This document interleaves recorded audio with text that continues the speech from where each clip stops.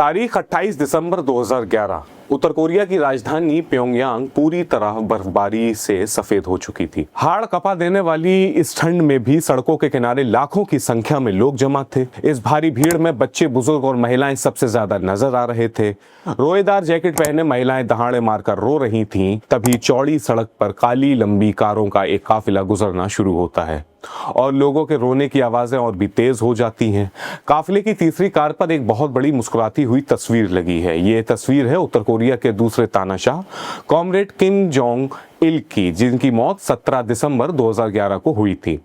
11 दिनों के लंबे राष्ट्रीय शोक के बाद आज किम जोंग इल की ये अंतिम शव यात्रा निकाली जा रही थी। 3 घंटे तक चली ये शव यात्रा करीब 40 किलोमीटर की दूरी तय करती है। पूरे देश के लोगों को इसमें शामिल होने का हुक्म दिया गया था और जो लोग इसमें शामिल नहीं हुए या जो पर्याप्त शोक मनाते हुए नहीं दिखे, उनके लिए 6 महीने की सजा का ऐलान पहले ही किया जा चुका था। सरकारी मीडिया KCNA इन तस्वीरों को दुनिया के सामने कुछ इस तरह पेश कर रही थी जैसे किम जोंग इल कोई तानाशाह नहीं बल्कि कोई फरिश्ता रहे हों। किम जोंग इल की मौत रेल यात्रा के दौरान हार्ट अटैक से हुई थी और इत्तेफाक देखिए कि उनके पिता किम इल सुंग की मौत भी हार्ट अटैक से ही हुई। किम जोंग इल की मौत की खबर को 51 घंटों तक बेहद गोपनीय रखा गया। फिर 19 दिसंबर 2011 की सुबह कोरियन सेंट्रल टेलीविजन की मशहूर एंकर अपनी पारंपरिक काली पोशाक में स्क्रीन पे नजर आती हैं और रोते हुए इस खबर की पुष्टि करती हैं। लेकिन इसी के साथ वो एक ऐसी घोषणा भी करती हैं जिसने 21वीं सदी की दुनिया को बारूद के मुहाने पर लाकर खड़ा कर दिया। उन्होंने ऐलान किया कि किम जोंग उन अब उत्तर कोरिया के अगले सर्वोच्च नेता होंगे। उस वक्त पूरी दुनिया ये नाम पहली बार सुन रही थी। किसी ने किम जोंग उन का चेहरा नहीं देखा था और ना ही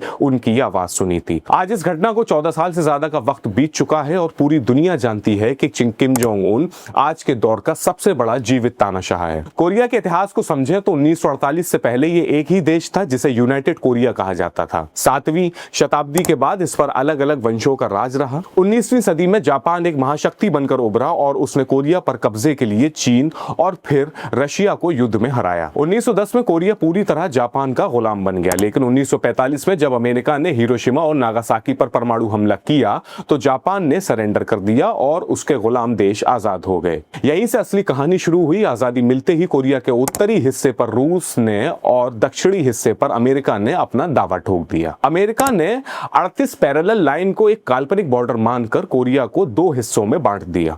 यह सिर्फ जमीन का बंटवारा नहीं था बल्कि विचारधाराओं की लड़ाई थी।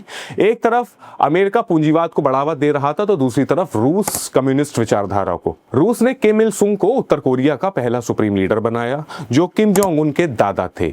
किम इल सुंग ने 48 साल तक राज किया और तानाशाही की ऐसी नींव रखी कि हर नागरिक पर जासूसों की नजर रहने लगे और विरोध करने वालों को लेबर कैंप्स में डाल दिया गया। 1994 में उनकी मौत के बाद उनका बेटा किम जोंग इल शासक बना और 2011 में सत्ता किम जोंग उन के हाथों में आई। किम जोंग उन की शुरुआती जिंदगी भी कम रहस्यमयी नहीं है। नॉर्थ कोरियन मीडिया उनका जन्म 1982 बताता है, यानी 1982 बताता है, जबकि साउथ कोरियन इंटेलिजेंस इसे 1983 मानती है। वहीं उनकी मौसी के मुताबिक उनका जन्म 1984 में हुआ था। किम जोंग उन ने अपनी पढ़ाई स्विट्जरलैंड के बर्न में पाक उन नाम के एक फर्जी पहचान के साथ की थी। स्कूल के दिनों में वो बेहद शर्मीले थे और बास्केटबॉल के बहुत शौकीन थे, लेकिन सत्ता संभालते ही उनका ये शर्मीला अंदाज पूरी तरह बदल गया।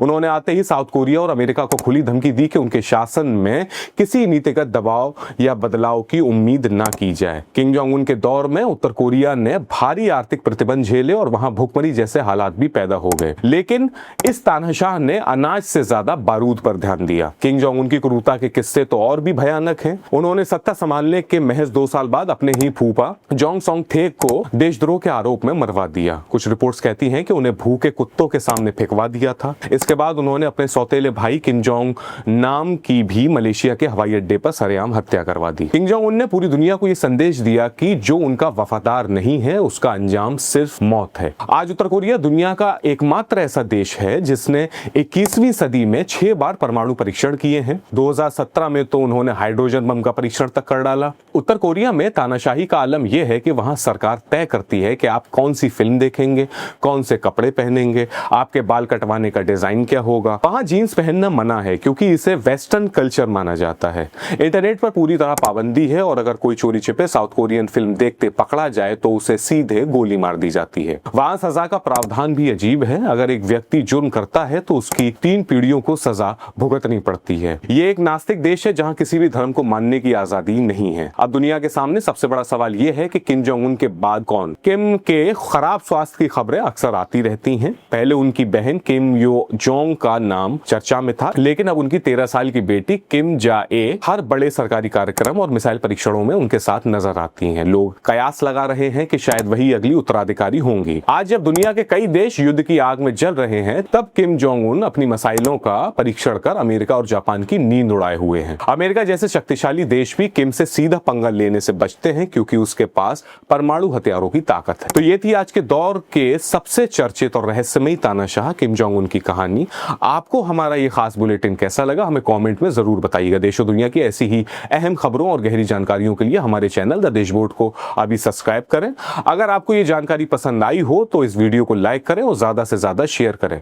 अगले एपिसोड में फिर आपसे होगी मुलाकात। तब तक देखते रहिए द देशबोर्ड। मैं हूं दानिश अली। बहुत शुक्रिया। जय हिंद।